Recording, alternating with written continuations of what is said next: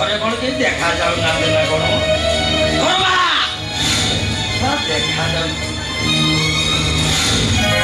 মৌসা নমস্কার কুଆଡେ ଆସିଥିଲେ କି ଏ କଥା କଣ କି ମା ଧର୍ମା କଣ ଘରେ ନାହିଁ କି ନାଇଁ ନାଇଁ ସେ ବଜାରକୁ ଯାଇଛନ୍ତି କଣ କିଛି କାମ ଥିଲା ହଁ କାମ ଥିଲା ତାହେଲେ ମତେ କହିଦଉନାହାନ୍ତି ସେ ଆସିଲେ ମୁଁ ତାଙ୍କୁ କହିଦେବିନି ନାଇଁ ନାଇଁ ନାଇଁ ନାଇଁ ଥାଉ ଥାଉ ଥାଉ ଏ ଧର୍ମା କେତେବେଳେ ଆସିଲେ ମୁଁ ତା ସହିତ କଥାବାର୍ତ୍ତା ହେଇଯିବି ମୁଁ ଏଥର ଆସିବି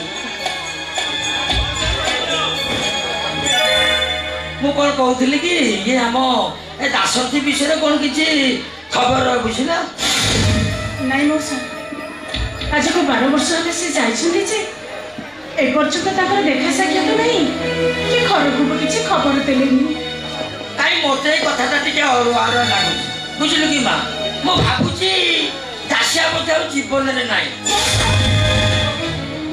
ଯଦି ସେ ବଞ୍ଚିଥାନ୍ତା ଏ 12 ବର୍ଷ ହେଲା ଘରକୁ କଣ ଟିକେ ଫୋନ୍ ଫାନ୍ କରିନଥାନ୍ତା ଟିକେ ଖବର ତ ଦେଇଥାନ୍ତା ନାଇଁ ମଉସା ଆପଣ ସେମିତି କୁହନ୍ତୁନି ମଉସା ମୋ ମନେ କହୁଛି କି ତାଙ୍କର କିଛି ହେଇନି ସେ ଯୋଉଠି ଅଛନ୍ତି ଭଲରେ ଅଛନ୍ତି ମଉସା କାଲି ଏଇ ବିଷୟରେ ପଞ୍ଚାୟତରେ ମିଟିଂ ହେଇଥିଲା ଏ ଗାଁ ଭଦ୍ରଲୋକମାନେ କହିଲେ ଏ 12 ବର୍ଷ ହେଲା ଯଦି ଦାସିଆର ଖୋଜ ଖବର ନାହିଁ ସେ ସୀମାନ୍ତ ଘାଟି ଉପରେ ମରିଯାଇଛି ତା ଛଡ଼ା ହିନ୍ଦୁ ରୀତି ଅନୁସାରେ ମା ଯୋଉ ସ୍ତ୍ରୀ ତା ସ୍ୱାମୀର 12 ବର୍ଷ ହେଲା ଖବର ଦବର ରଖିଲି ସେ ସଧବା ବେଶରେ ରହିବା ଉଚିତ ନାହିଁ ସେ ବିଧବା ହେଇଯିବା ଉଚିତ ତେଣୁ କାଲି ମିଟିଂରେ ପାସ୍ ହେଇଛି ଜଣେ ବିଧବା ମହିଳା ସଧବା ବେଶରେ ଆମ ଗାଁରେ ରହିପାରିବନି କେବେ ବି ରହିପାରିବନି ସଧବା ବେଶରେ କଥାଟା ମୁଁ ଧର୍ମାକୁ କହିବାକୁ ଆସିଥିଲି ସମ୍ଭାଳି ଯା ଏଇ ଧର ମୁଁ ଆସୁଛି ତା ଛଡ଼ା ହିନ୍ଦୁସ୍ତାନ ନିୟମ ଅନୁସାରେ ଯେଉଁ ସ୍ତ୍ରୀ 12 ବର୍ଷ ହେଲା ତା ସ୍ୱାମୀ ବିଷୟରେ କିଛି ଖବର ରଖେନି ସେ ସ୍ତ୍ରୀ ଆଉ ସଧବା ହୋଇ ରହିବା ଉଚିତ ନୁହେଁ ସେ ବିଧବା ହେବା କଥା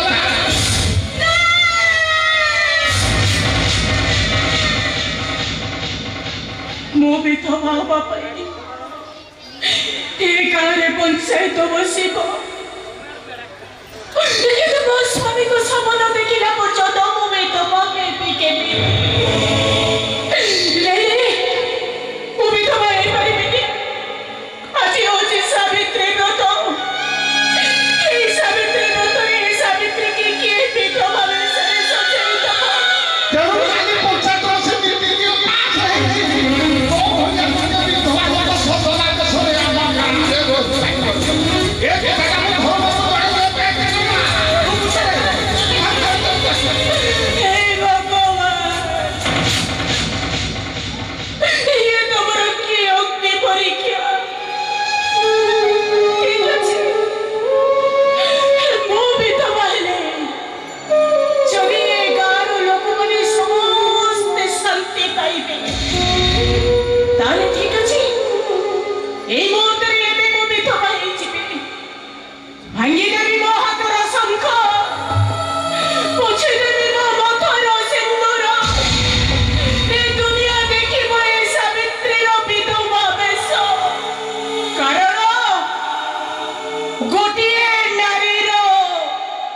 Gotiye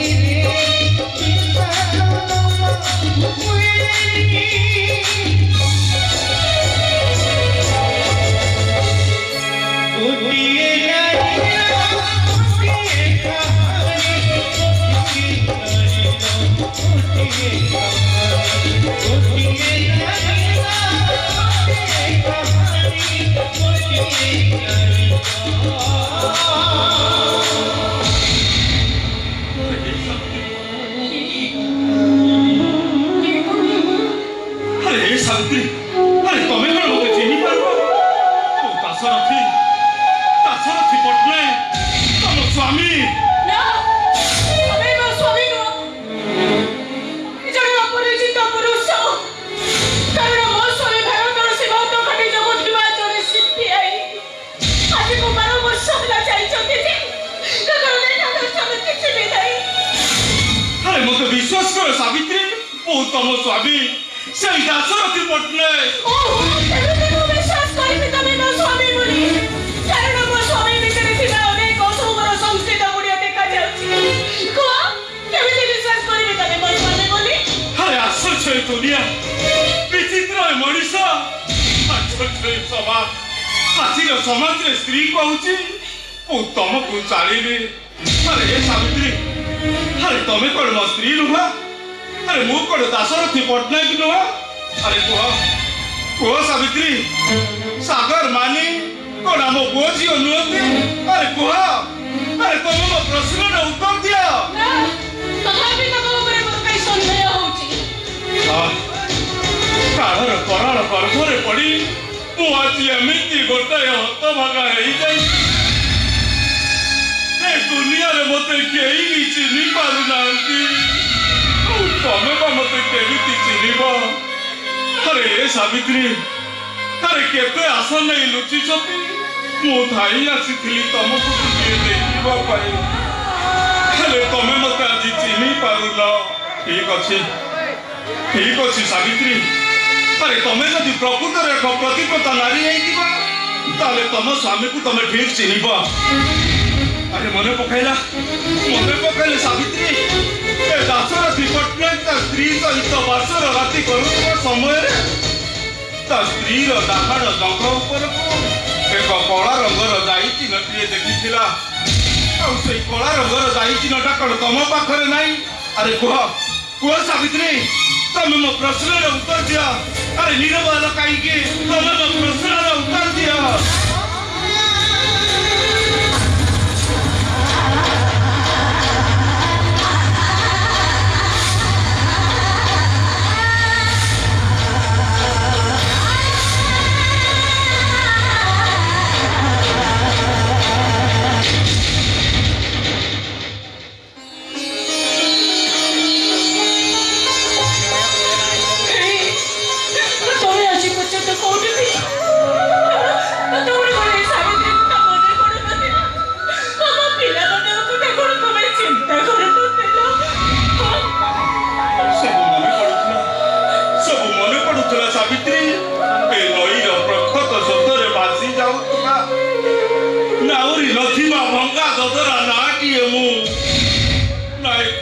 লাগি পারুছি না এ গন্ড ভিতরକୁ যাই পারুছি।